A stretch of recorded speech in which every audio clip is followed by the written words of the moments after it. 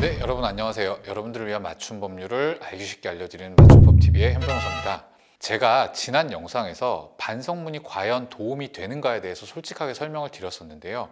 오늘은 그 영상에서 말씀드린 것처럼 반성문을 어떻게 작성하는 것이 조금이라도 더 도움이 되는지에 대해서 말씀을 드리겠습니다. 반성문과 관련해서 간혹 저희 의뢰인들 중에서요, 참고할 만한 샘플을 요청하는 분들이 있습니다. 근데 그러한 예시를 보고 샘플을 보고 작성한 반성문은요, 본인은 아무리 참고만 해서 최대한 다르게 썼다고 해도요, 제가 보기에는 100이면 100 다 티가 납니다. 검사나 판사가 보기에도 당연히 티가 날 수밖에 없죠.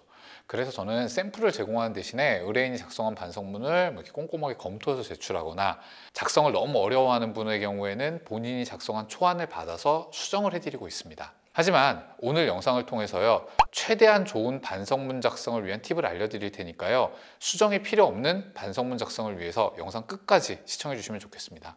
먼저 반성문의 양식에 대해서 궁금해하시는 분들이 많은데요, 반성문은 특별한 양식은 없어요. 법률 서류도 아니고 보통 이러한 양식으로 작성하시면 되는데요, 위쪽에 2 내지 3cm 여백은 꼭 두는 게 좋아요. 나중에 다른 기록들과 함께 이게 편철이 되는데 위쪽에 여백을 두지 않으면요, 내용이 잘리거나 보기 불편해집니다. 단 이제 변호인이 선임되어 있어서 변호인을 통해서 제출하는 경우에는요, 이렇게 사건 번호와 피고인 명은 굳이 쓰지 않으셔도 됩니다. 그리고 정말 내 최선을 다해서 글씨를 써도 내 글씨는 나도 못 알아본다, 이런 정도 아니라면 당연히 자필로 쓰는 게 좋아요. 이때 글씨를 너무 작게 쓰지 않도록 주의하시고요. 그리고 가능하면 문단을 좀 나눠서 써주세요. 그래야 보기도 편하고 중요한 내용이 눈에 잘 들어옵니다. 내용은 어떻게 작성하면 될까요? 딱 3가지 중요한 포인트를 알려드릴 거예요. 첫 번째, 가장 중요한 건요, 탄원서나 호소문이 아니라 반성문을 써야 된다는 거예요. 나 이 사건으로 인해서 내가 너무 힘들고요, 우리 가족들도 고통을 받고 있습니다. 그러니까 선처해 주세요.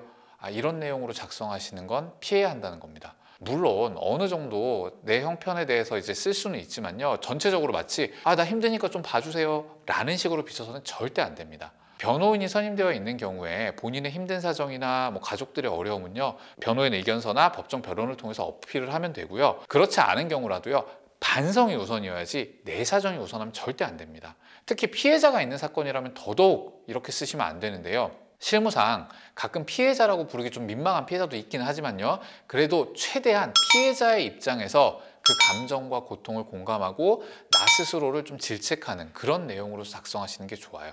간혹 보면은 사건의 책임을 피해자한테 돌리는 식의 내용으로 작성하는 분들이 있는데요, 일부라도 피해자를 비난하는 내용이 들어가면 안 됩니다. 예를 들어서요, 음주운전으로 교통사고를 냈는데 상대방이 급하게 끼어들었는데요, 사실 제가 술을 마시지 않았으면 사고를 피할 수 있었을 것 같아요. 그래서 제가 반성합니다. 이 얘기는요, 결국에는 급차선 변경한 피해자한테도 책임이 있다라는, 그렇게 보이게 되거든요. 그래서 이런 건 피하시고요. 자, 정리하자면요, 자신의 잘못을 인정하고 반성한다는 게 무엇보다 우선돼야 된다는 거예요. 자, 그다음 두 번째, 추상적인 것보다 구체적인 내용을 작성하는 게 좋다는 겁니다. 예를 들어서요, 대한민국 국민의 한 사람으로서 법 질서를 위반한 점에 대해서 진심으로 부끄러움을 느끼고, 이렇게 작성하는 거 하지 마세요. 이거 너무 추상적이에요. 예컨대 음주운전 사건이라고 해볼게요. 오늘 이제 일찍 퇴근해서 저녁을 먹고 가족들과 함께 TV를 보고 있는데요, 음주운전 사고 관련 뉴스가 나왔습니다. 옆에 있던 어린 자녀의 얼굴을 보니까 정말 쥐구멍에라도 들어가고 싶을 만큼 부끄러웠고요, 아무것도 모르는 아이의 그 얼굴을 보면서 앞으로는 절대 부끄럽지 않은 아빠가 되겠다고 다시 한번 결심했습니다. 이런 식으로 진짜로 현실에서 느꼈을 법한 내용을 구체적으로 작성하시는 게 필요한 거예요. 그리고 여러분, 방금 제가 말씀드린 내용 혹시라도 그대로 쓰시면 안 됩니다. 영상 보신 분들 다 그 얘기 똑같이 쓰면 안 되잖아요. 자, 보통 변호인을 선임해서 사건을 진행하면요, 반성문 외에도요, 여러 가지 자료를 준비하도록 합니다. 그리고 그럴 때는요, 그러한 자료를 준비하면서 든 생각이나 느꼈던 감정을 솔직하게 표현하는 게 필요한 겁니다.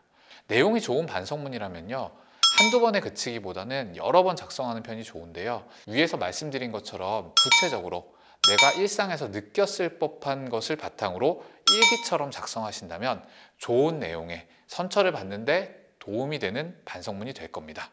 그리고 마지막으로 세 번째, 반성에서 그치기보다는요, 내 결심이나 향후 계획이 추가되는 게 좋아요. 예를 들어서 술과 관련되거나 아니면은 술을 많이 먹어서 과음이 원인이 된 범죄의 경우에는요, 내가 주기적으로 계속해서 금주를 위한 상담이나 치료를 받겠다든지, 운동이나 악기 같은 걸 배우는 등 이제 음주를 대신할 취미를 갖겠다든지 하는 계획을 포함하는 게 좋아요.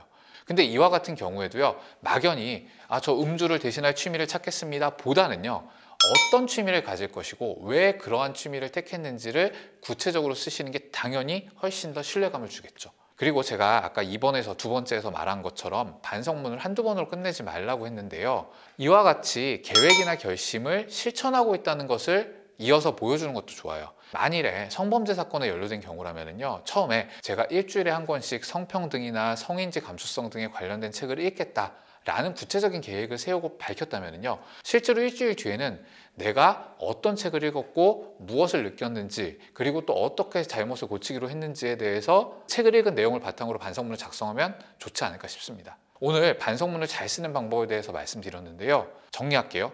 첫 번째, 반성이 무엇보다 우선되는 내용이 되어야 됩니다. 두 번째, 일상 속에서 느끼고 생각한 것을 구체적으로 적는 게 좋습니다. 세 번째, 향후의 결심이나 계획이 포함되도록 작성하는 것이 좋습니다. 이 세 가지 포인트를 꼭 기억하시기 바랍니다. 그리고 마지막으로 다시 한번 당부드리는데요, 제가 이 영상에서 예로 든 그런 문장들 있잖아요, 그거 절대 사용하시면 안 됩니다. 네, 영상 시청해 주셔서 감사합니다. 네, 다음 영상에서 뵐게요. 감사합니다.